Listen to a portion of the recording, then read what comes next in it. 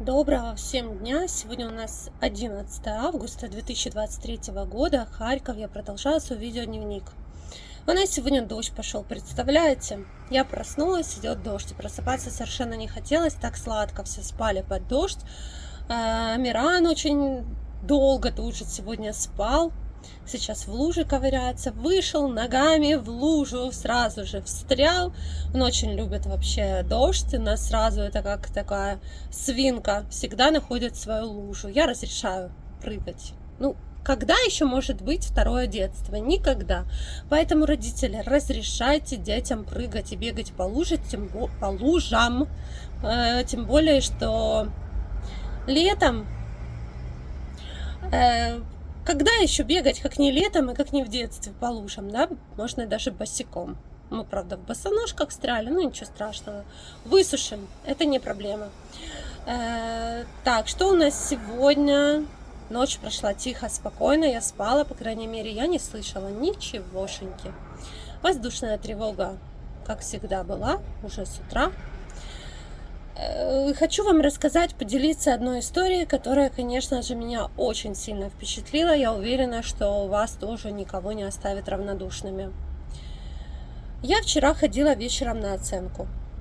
Я сняла днем ролик для вас, уже такой вечерний, и пошла, потом Амиран проснулся, я пошла по своим делам.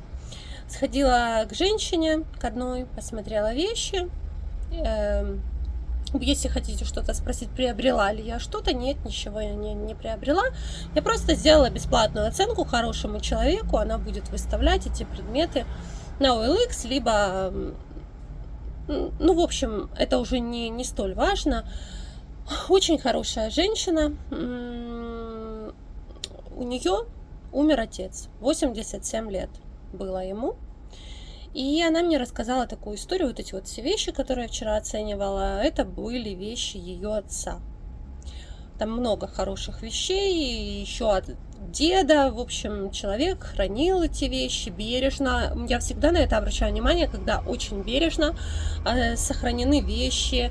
И, ну, какие вещи, это тоже, что остается после человека, знаете, об этом можно снимать не одно видео, потому что когда ты приходишь и смотришь вещи, которые остались после человека в квартире, ты сразу же можешь себе представить, что из себя представлял этот человек, чем он занимался, что он любил, какие были у него увлечения.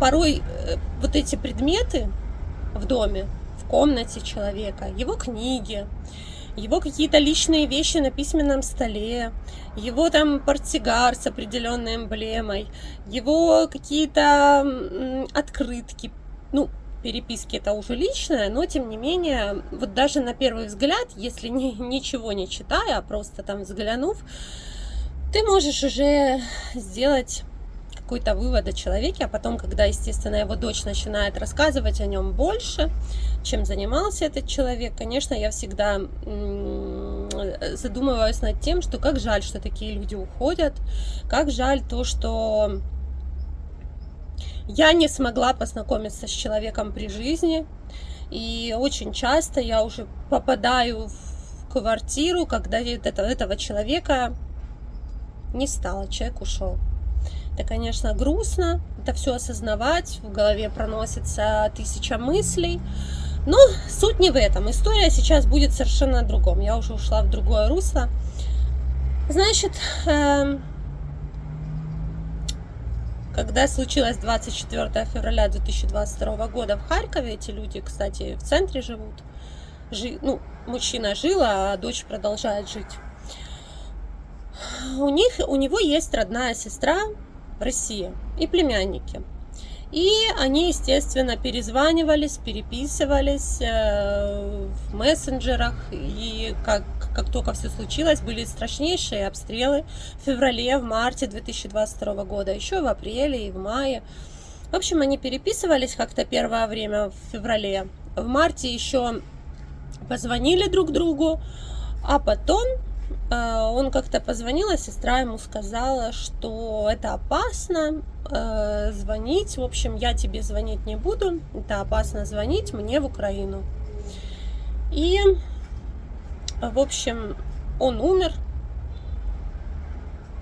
полгода назад, так и не дождавшись звонка от сестры.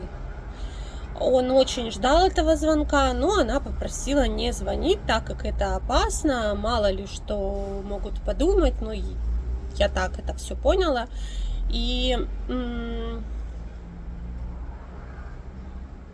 ребята, это очень грустно, я хочу вам сказать такую вещь, я это вчера вот осознала, знаете, что бы ни происходило, позвоните своим родным. У меня сейчас просто аж... Так, я не буду плакать. Я вчера, честно говоря, после этой истории у меня хлынули слезы. Позвоните своим родным, где бы вы ни были. В России вы находитесь, если у вас есть родственники в Украине, позвоните, спросите, как, что. Либо наоборот. Если вообще вот вы находитесь в одной стране, в одном городе, есть люди, не общаются друг с другом, ребят, сейчас такая жизнь, никто не знает, когда она может оборваться. Позвоните друг другу, сделайте первый шаг, будьте умнее. Потому что вот видите, как случается, когда люди думают, что они будут еще общаться, когда закончится война, но мужчина умер. И так и не дождавшись звонка от сестры. Это на самом деле очень страшно, поэтому давайте будем выше этого всего, давайте оставаться людьми, как я всегда говорю в любой ситуации. Но выпали такие вот испытания на нашу долю, все равно нужно оставаться людьми, нужно не слушать, я считаю, то, что вообще говорит пропаганда, а действовать исключительно по воле своего сердца. Поэтому не может ничего разлучить семьи. Ничего не может и не сможет. У нас опять пошел дождь, покрапывает по крыше, я слышу. Так что вот такой вот сегодня у меня грустный рассказ. Но я вчера, когда это все услышала, я поняла, что я обязательно вам это расскажу. Может быть, если даже до одного человека это дойдет, то это уже великое дело, я считаю. То, что семьи должны быть вместе, несмотря ни на что, и ни в коем случае ничего не должно их разъединить. Даже война. Дождь пошел? Да. Ну становись сюда, под крышу. Бери свои игрушки.